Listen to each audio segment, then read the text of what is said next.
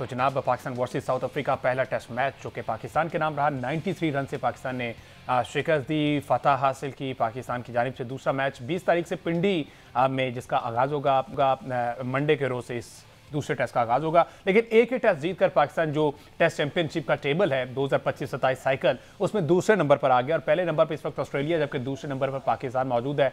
100% winning ratio के साथ इस वक्त पाकिस्तान जो दूसरे नंबर मौजूद है। इस लाहौर टेस्ट में बहुत से रिकॉर्ड बने जिसमें नुमान अली साहब ने कोई 39 साल रिकॉर्ड तोड़ दिया, उसके बाद बाबर आजम की जानिब से एक रिकॉर्ड बनाया गया। ये सारी सूरत हाल बनी है। लेकिन on the other hand unfortunately ICC women world cup का जो सफ़र है वो पाकिस्तान वुमेन टीम जो है उसका इख्तिताम पजीर हो गया है और कल का जो मैच है उसे एक पॉइंट तो ज़रूर मिला, बारिश की नज़र मैच हो गया, लेकिन सफ़र जारी अब नहीं रह सकता पाकिस्तान क्रिकेट टीम का। साथ ही साथ जनाब फुटबॉल की दुनिया से कुछ खबरें हैं जिसमें सऊदी अरब, कतर और इंग्लैंड ने फीफा वर्ल्ड कप 2026 में रसाई हासिल कर ली है। ये एक बड़ी सरप्राइजिंग चीज़ थी कि सऊदी अरब जिस तरह से फीफा वर्ल्ड कप में आ रहा है, ना सिर्फ वर्ल्ड कप बल्कि सऊदी अरब जो है वो बहुत मल्टीपल चीज़ें अब जो है उसको अडैप्ट करने की कोशिश कर रहा है और उसमें काफ़ी हद तक कामयाब हो गया। जिसमें एक बड़ी खबर जो है सऊदी अरब से रिलेटेड वो ये है कि दुनिया टेनिस का महंगा तरीन इवेंट सऊदी सरजमीन में जारी है। रियाद सीजन में किंग स्लैम का मेला सजेगा और ये बड़ी हैरानकुन खबर है। इस बारे डिटेल्स भी जो है वो आपके साथ शेयर करेंगे। हमारे साथ मौजूद होंगे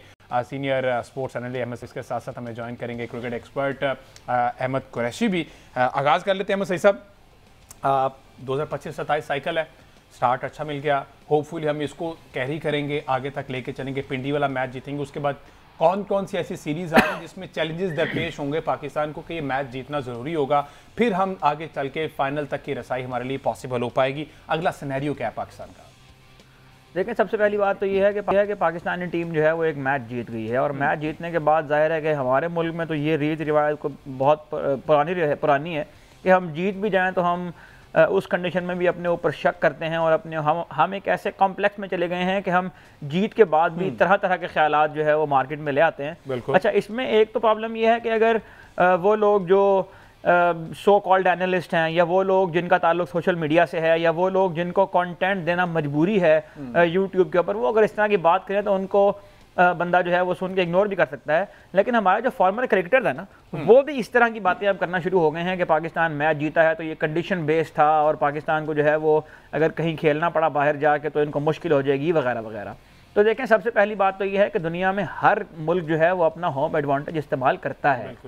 इंडिया में आपको पता है कि स्पिन विकेटें होती हैं। ऑस्ट्रेलिया की टीम आप पर्थ में जा खेलें, आपको यहाँ जो है वो बॉल आता है, जब कानों के पास से बॉल जा रहा होता है तो फिर आपको पता चलता है कि आप ऑस्ट्रेलिया में खेल रहे हैं। इंग्लैंड में जब आप खेलते हैं तो आपको वहाँ पेस हैवी विकेटें मिलती हैं।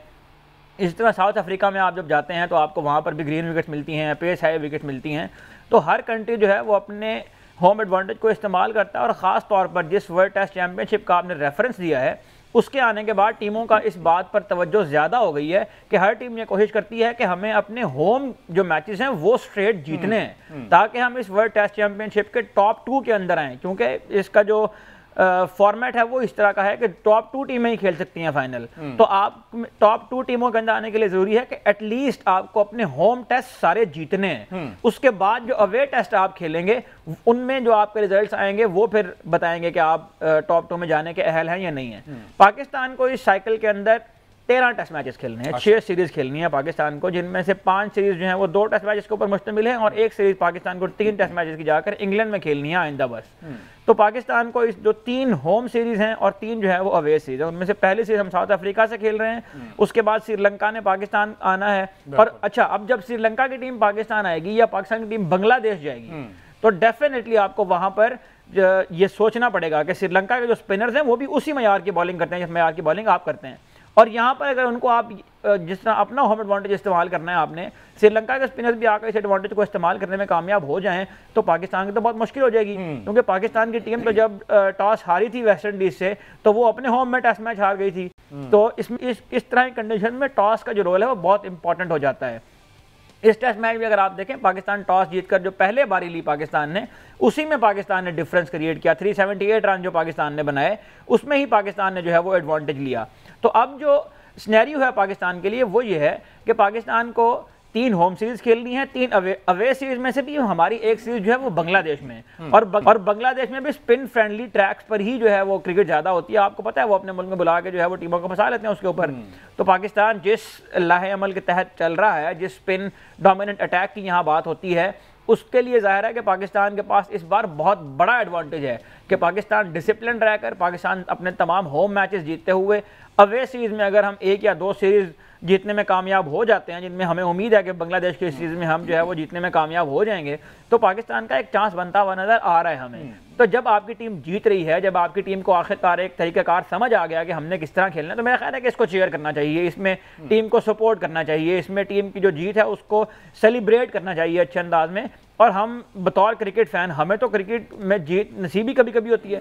तो मेरा ख्याल है कि ये एक फार्मूला जो हाथ आया है पाकिस्तान के लिए, अगर इसके ऊपर एक सुई बना ली गई है तो फिर इसी के तहत चलना चाहिए और इसी के तहत अपनी बैटिंग लाइनअप को भी इंप्रूव करना चाहिए। अहमद कुरैशी ने भी ज्वाइन कर लिया। अहमद, अस्सलाम वालेकुम।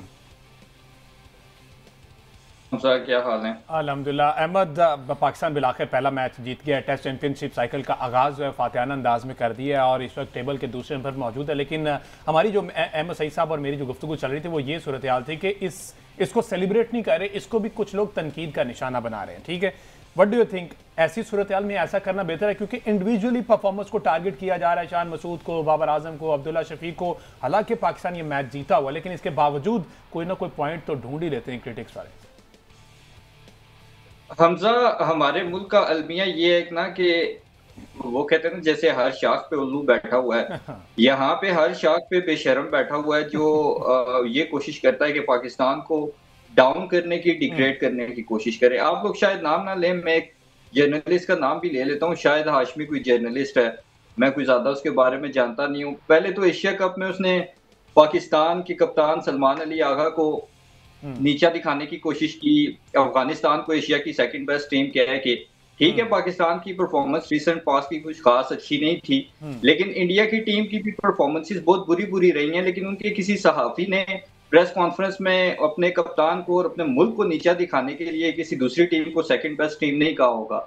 फिर इसी तरह कल मैं उनका एक क्लिप देख रहा था, मुझे किसी ने भेजा, तो उसमें जब पाकिस्तान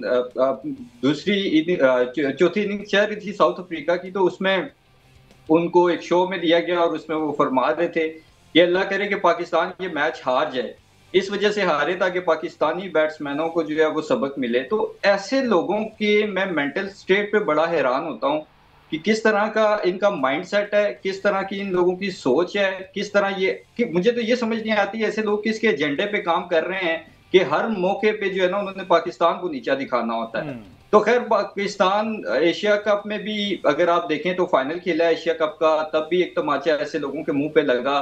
कल भी पाकिस्तान मैच जीत गया और ऐसे लोगों के मुंह पे तमाचा लगा। और सबसे बड़ी बात यह है कि अगर आप देखें इस ओवरऑल इस टेस्ट मैच को, तो पाकिस्तान की बैटिंग को क्रिटिसाइज करने से पहले आप ये तो देख लें कि साउथ अफ्रीका की वो टीम थी जो आईसीसी टेस्ट चैंपियनशिप जीती और वो दोनों इनिंग्स में 200 नहीं कर सकी। तो जाहिर है कि पिच मुश्किल थी।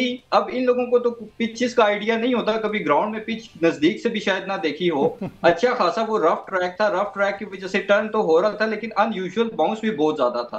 अब वो जब ब्रशेस को की वजह से उसको रफ करने की कोशिश की जाती है पिचेस को, तो समटाइम्स उसमें अनयूजुअल बाउंस आ जाता है और इसमें अच्छा खासा अनयूजुअल बाउंस था। इसकी वजह से साउथ अफ्रीका के बैट्समैनों ने भी स्ट्रगल की, पाकिस्तान के बैट्समैन ने भी स्ट्रगल की, लेकिन फिर भी पाकिस्तान ने मेरे ख्याल में अच्छी खासी सेंसेबल बैटिंग की है और all is well when the end is well. जब पाकिस्तान ये मैच जीत गया और एक बड़ी टीम को, एक कॉम्पिटिटिव टीम को हराया पाकिस्तान ने, तो उसमें पाकिस्तान को अप्रिशिएट करना चाहिए रादर देन कि आप जो है वो एक एजेंडे पे काम करते हुए अपने मुल्क को और अपनी टीम को नीचा दिखाने की कोशिश करें। तो मेरे ख्याल में हम लोग भी तनकीद करते हैं जहां तनकीद बनती है, लेकिन जहां अप्रिशिएट करना चाहिए वहां फिर अप्रिशिएट भी किया जाना चाहिए। बिल्कुल ठीक है जी, अप्रिशिएट किया जाना चाहिए, लेकिन इसके बावजूद जो है अब बहुत सी तनकीद का निशाना बनाया जा रहा है अब्दुल्ला शफीक को।